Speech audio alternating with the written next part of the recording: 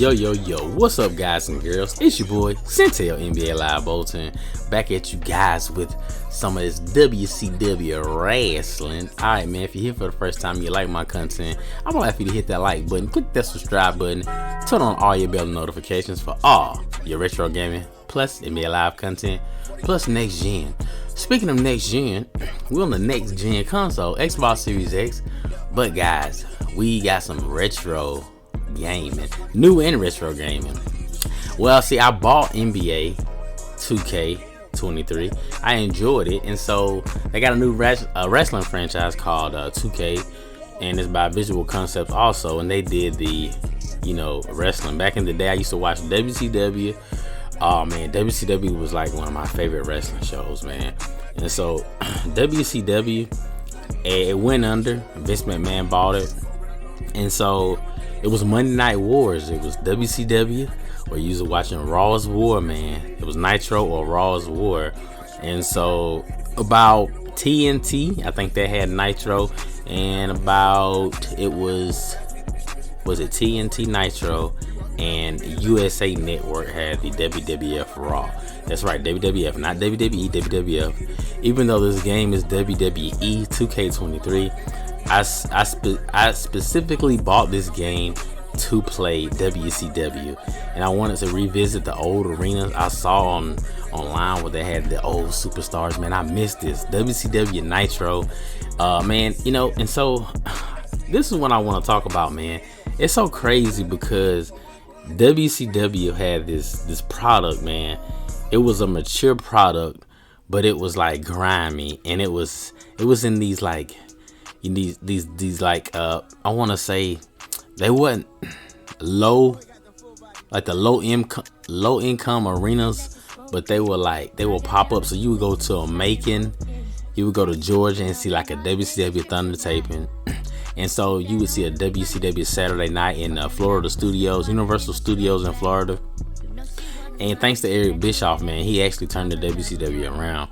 And so in the mid 90s, around 95, 96, stuff started to shift, man. WWF was doing their thing too with the Ultimate Warrior, and they were doing that stuff early 90s with Macho Man and Hulk Hogan. And it's crazy because all those superstars moved to the WCW later, and WWF had to find some new talent, man. They got Dustin Rhodes, son. They got Goldust. They got Hunter Hearst Helmsley, better known as Triple H, The Game.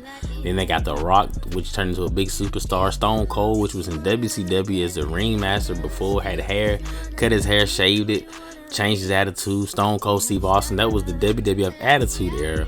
And in my opinion, in sports entertainment, period, wrestling was always at the top, and I always was a wrestling fan. But I really became a wrestling fan, around late 90s, 96 to 99. Those are the best years, man. I'm gonna be honest with you. The Attitude Era around 98, 99, and WCW, they was kicking it, man. And it was one of those things where you like, man, this will never happen again. They can't duplicate this. They had these nice arenas. They had these people like Mike Tyson, Dennis Rodman, Diamond Dallas Page. Karl Malone would be able to bash at the beach. And like, this is what I want to talk about, man. WCW had these beautiful pay-per-views. I mean, come on, think about it. Bash at the beach. They had I mean, come on, man. The backdrop like a beach. I mean, it with sand and palm trees. I mean, come on, bro. And then they had Halloween Havoc, which is my favorite holiday. Actually, Halloween is. And so they presented it by sneakers, and they had these, oh man, it was so good. Graveyard Pumpkins. I mean, WWF never had these pay-per-views where they had great pay-per-views like the Royal Rumble and WrestleMania, but the name of the WCW pay-per-views, I mean, uncensored. WCW NWO uncensored. I mean, come on, dude. They had the best pay-per-views, man. And the backdrops was good.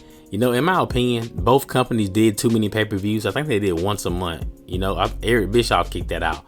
And so it was like one pay-per-view 12 months in a year. And so they had a pay-per-view every month. It kind of got oversaturated, in my opinion. Hold on, guys.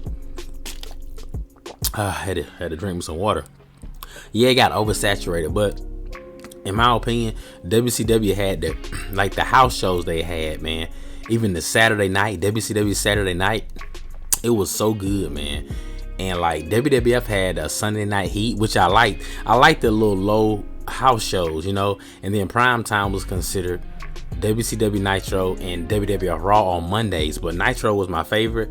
We had syndicated TV, so we couldn't get Nitro. Nitro came on TNT at the time back then, and so it was one of them things where we actually had to get. I got my cousin, his mom just passed, man. Rest in peace. And he used to record wrestling for me growing up. He's older than me, and so they had what you call satellite. They had Prime Star Satellite, and this is where you pay for everything pretty much. Now, man, you get like the WWE Network, and they show stuff now, but back then, man, you had VHSs. You had 4 hour, 6 hour tapes, 8 hour tapes. Set your time on your VCR and record TV. My mama used to record Oprah. We used to record wrestling. They had BT, Unsigned Hype, not Unsigned Hype. I'm thinking about the Source magazine. They had BT Uncut. We used to watch. They had the 106 in Park with AJ and Free. And I don't want to get off subject, but you know, they had a lot of stuff back then, man. And so WCW, they was kicking about 6:05. I don't know why it said 6:05 on TBS, which is Turner Broadcasting. It was TBS, the Superstation, and so it would come on at 6 o'clock Saturday evening, man. That it would cook on the grill, and even though we had syndicated TV, we would actually get it. We would turn the antenna a little bit. TV would mess up, but we could still break out and see what it was, and it was so good. They had like these lucha libres like La Parka, Ultimo Dragon. They had like some of the, earlier they had some of the big names like Lex Luger, Harlem Heat. They would come out with Jacqueline, and later on they start like having people up and coming. It's kind of like now, like what you would call the next, I guess, or the, you know what I'm saying? And WCW had this thing called Power Plant where they had the up and coming stars that would train, and then they would get into the business, kind of like the G League for the NBA now. But man, I ain't gonna talk y'all head off, man. I just want y'all to know that I enjoyed WWE 2K23, even though I bought it just for WCW, and I tried to play with John Cena and some of the new characters like Roman Reigns, and I don't know, man. After about 2002, after my daddy took me and my sister to the last Royal Rumble in Atlanta, in the Phillips Arena, actually, it was called Phillips Arena, State Farm now, but he took us there. We went to go see the last Royal Rumble. Actually, 2002, that was the last Royal Rumble dubbed WWF. And then after that, they changed the name to WWE, to World Wrestling Entertainment.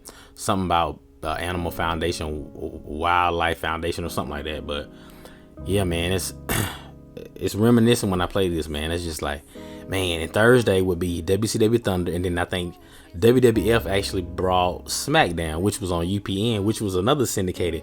So that was awesome. We actually got to see, in the later part of my growing up, I got to see WWF SmackDown on Thursdays nights, man. And that was one of them things where you look at it and you say, man, this was awesome. We had regular TV. We didn't have to have cable to have some wrestling. And so we got to see WCW Worldwide Saturday about 12 o'clock in the evening. And then WWF Jacked would come on later. It was pretty much the follow-up of WWF Shotgun Saturday Night, but then they called it Jacked, then they called it Velocity, and then they changed the name so many times, and then it was just, later on, man, it became pretty good. That was around the Attitude Era. And then, like I said, man, that 2004, 2005, that's when everything just, after 2003, it kind of fizzled down for me, and I just kind of stepped away from wrestling for a while. Even the video games was not good anymore to me. The WWF SmackDown games, the earlier Attitude games, Warzone, WCW NWO Revenge, World Tour, those games was awesome. But man, WCW, man, the backdrops of WCW Monday Nitro, that's like one of the best shows in the 90s, guys. I want y'all to, just check out these arenas, man. I thought it was pretty dope. All right, man, this is it for this video. Like I said, man, if you haven't subscribed, please subscribe and hit that follow button. And yes, man, and this is WCW Monday Night Nitro. This is WCW Thunder.